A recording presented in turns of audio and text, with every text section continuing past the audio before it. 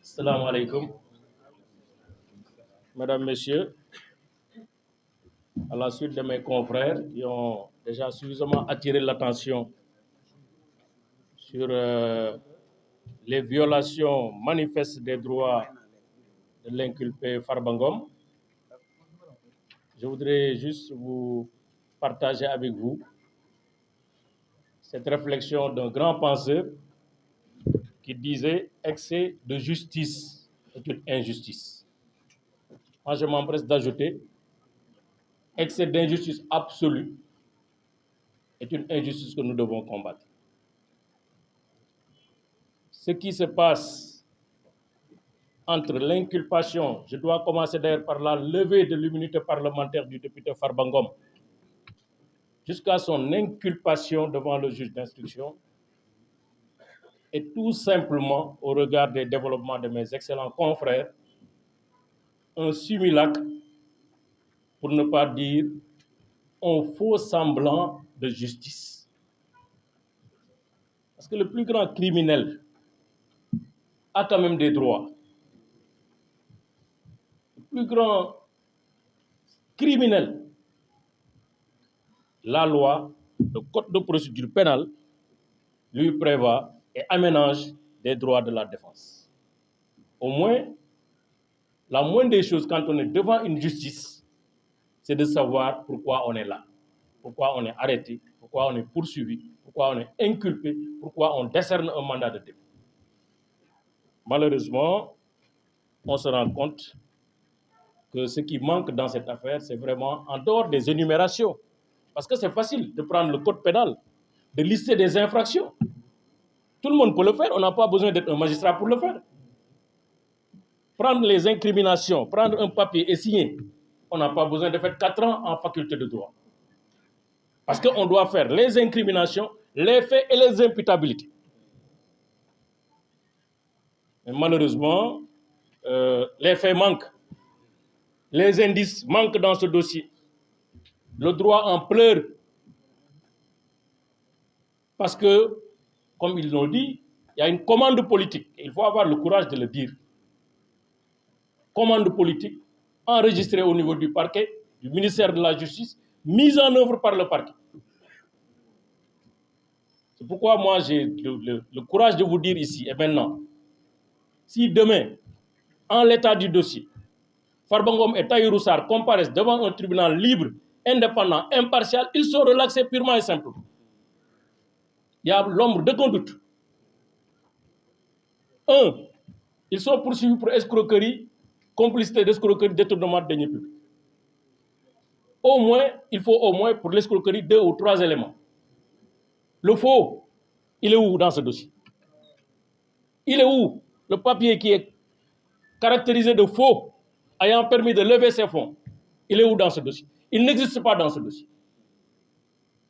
Il n'y a aucun papier qui a les vertus d'un faux dans ce dossier. Usage de faux. Parce que ça, on l'enseigne aussi en licence, je pense. Licence de 2e année de droit pénal spécial. Où est la manœuvre frauduleuse? Qu'est-ce qui a permis à Farba Ngom et Tahirou Sarr de concert d'avoir l'argent? Si l'un n'est ni comptable, l'autre n'est ni un ordinateur de dépenses, comment ils ont fait? Comment ils ont fait pour prendre l'argent? C'est par magie, par miracle, par, je ne sais pas. Moi, je ne connais pas ces dons mystiques pour avoir l'argent du trésor comme ça dans un compte viré. Quelqu'un qui fait du blanchiment d'argent, est-ce qu'il a besoin de faire des virements, des opérations traçables? Non. Donc, rappelons-nous, à la suite de mes confrères, ils sont poursuivis pour escroquerie sur deniers publics. Deniers publics, c'est l'argent de l'État. Le banquier de l'État, il s'appelle Trésor.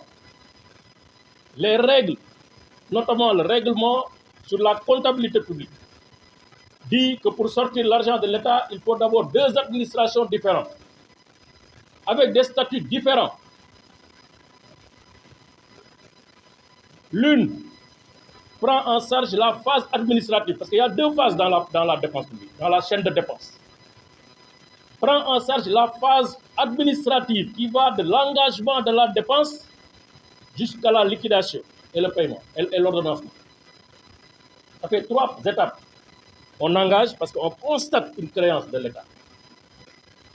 On liquide parce qu'on considère que la créance qui est déjà constatée est devenue exigible. On doit payer. Après, on ordonne, c'est ça l'ordonnancement. Au comptable public de payer, c'est la 3e étape. Engagement, liquidation, ordonnancement. C'est un service qui est là-bas, quelque part. Soit c'est dans les ministères, soit c'est dans les services, soit c'est dans une agence publique, soit c'est dans l'agence judiciaire de l'État, etc., etc., etc., qui ont les qualités d'engager les dépenses. Après, à côté, il y a la phase comptable, qui est la 2e phase de l'opération de dépenses.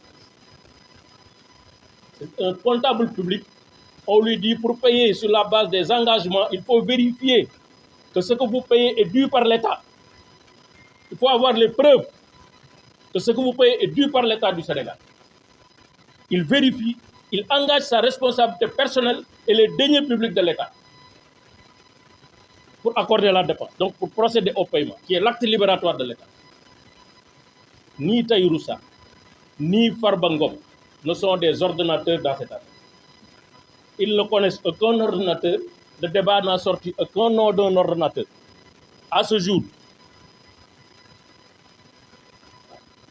aucun ordonnateur, aucun comptable public, aucune complicité établie, aucune relation établie entre Farba Ngom, Tahirou Sarr et un ordonnateur. Qui a engagé, qui a ordonnancé, qui a liquidé, qui a payé.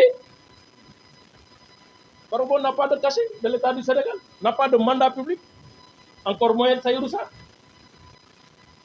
Il n'est pas notre client, mais on le défend parce que simplement, injustice.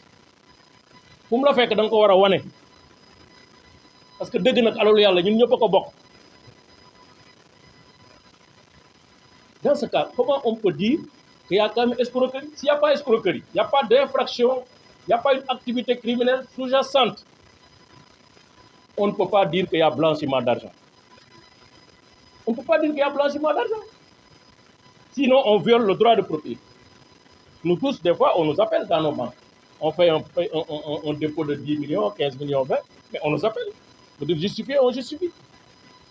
Ce que la CENTIF a fait, c'est une commande politique exécutée. C'est ça la réalité. Le directeur général a été nommé, le président de CENTIF a été nommé en septembre 2024. 2 mois après, il fait un rapport. C'est clair, c'est un inspecteur des impôts et domaines. On sait très bien ce qui se passe dans ce pays. Il y a une gouvernance de la fiscalité. Il faut oser dire les choses et les nommer. Sinon, nous sommes en l'espace de 2 mois, un service aussi complexe, vous n'avez même pas le temps de vous asseoir sur votre fauteuil. Vous pondez un rapport comme ça, compilation de chiffres. On compile tous les mouvements qui ont été faits dans le dossier, dans le compte de Tahirou Sarr, de 2013, 2014 à 2024. Pour un homme d'affaires, ça va faire 91 milliards. On prend tous les mouvements des comptes de Farba Ngom et de ses sociétés, on fait la compilation depuis 2014 jusqu'en 2024. Ça fait 31 milliards. Mais après, dans notre système juridique, on ne peut pas me dire, oui, je ne suis pas mandataire, je ne bénéficie pas d'un mandat public, je ne suis pas ordonnance.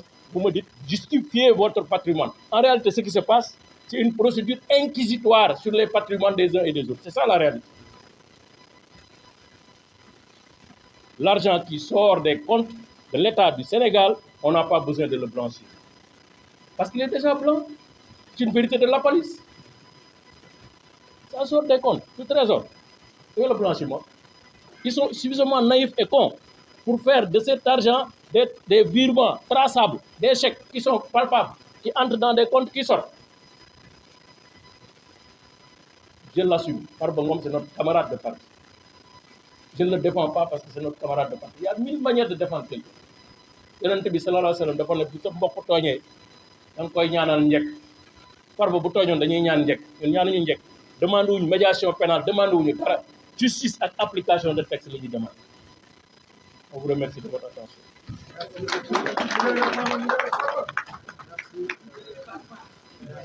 Passons la parole